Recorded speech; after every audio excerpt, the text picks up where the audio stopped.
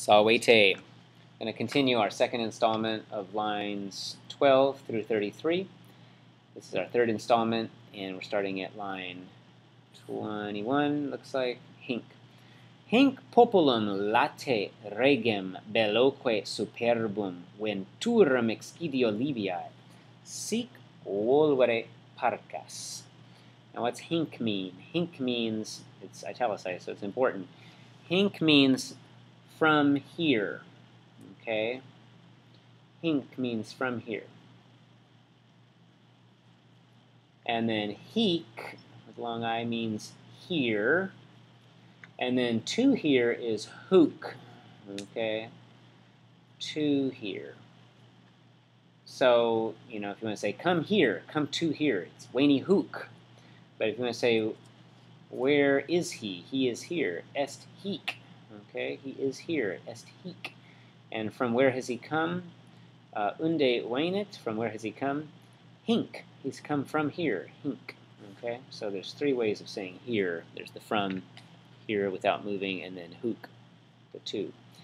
Hinc. From here. From this place. Meaning from the Trojan blood offspring. From here. From this place. Venturum, and this is all still she had heard, okay? You got to remember, she had heard that from this place. It was that audi erat that we had earlier right here. Audi erat, okay? She had heard that the offspring was led from Trojan blood. She had heard that one day it was going to overturn the Tyrian citadels, Carthage. And she had heard that from here, from this place, venturum, and you got to put in an esse. This is the infinitive, the future infinitive. Sorry. From here, that one day there was going to come, venturum, from when it was going to come. You know this is future because it got a future, has the ur, okay? One day there was going to come, it's participle. From here, a populum, superbum, a proud people, people with their heads held high, a proud people, could be even arrogant people, a proud people. They were proud in war, okay, a proud people, ruling widely. Regem is like king, okay, but it's like regentem. They were proud people ruling widely, late, and in war, okay. And because of war. So this is what this means. She heard that there was going to come from this place, from this offspring, people, a proud people, ruling widely and in war. You can look at Farr has some notes on that. You translate it as ruling instead of king. And they were going to come excidio Liviae. This is an ablative that shows purpose for the, or it could be dative, I guess. I'm not sure. It's one or the other. For the destruction, excidio Libiae, of Libya. Okay, so that's why they were going to come. Answers the question, why were they going to come, or for what reason? For the destruction of Libya. Sic volvere parcas. Okay, so the fates volverunt. Okay, I think, let's see, it's either an infinitive. So she heard the fates were spinning. I think that might be, right? Or so spun the fates. It could be a perfect indicative. Volverunt. I'm not sure about that one. I don't think he helps us out on that. Volvere. Oh, parcae is volvere. Okay, I think it's an infinitive. So she heard the fates to spin. And the fates do their work by spinning the fates. Okay. All right, that's everything that Juno heard. She heard a lot. She's been listening. Id metuans, veterisque memor Saturnia belli, prima quod ad Troiam procaris gesserat argis, nec dum etiam causirarum saevique dolores exciderant animo. Stop there. Metuans. Metuo means to fear. and Juno is very fearful. Okay, and that's the subject. It means Juno fearing this, fearing that her Carthage was going to be destroyed. Oh, and by the way, Libya is the country, the area where Carthage is found. So Libya is just a colorful way of saying Carthage again. Okay, and the Parkas are the fates, the Fata. It's just another name for them. So you should look at these in the notes if you're confused about that. She fearing this, okay, and mindful, also Juno, mindful, okay, of her veteris belli. Veteris, like a veteran, is old, and belli is war.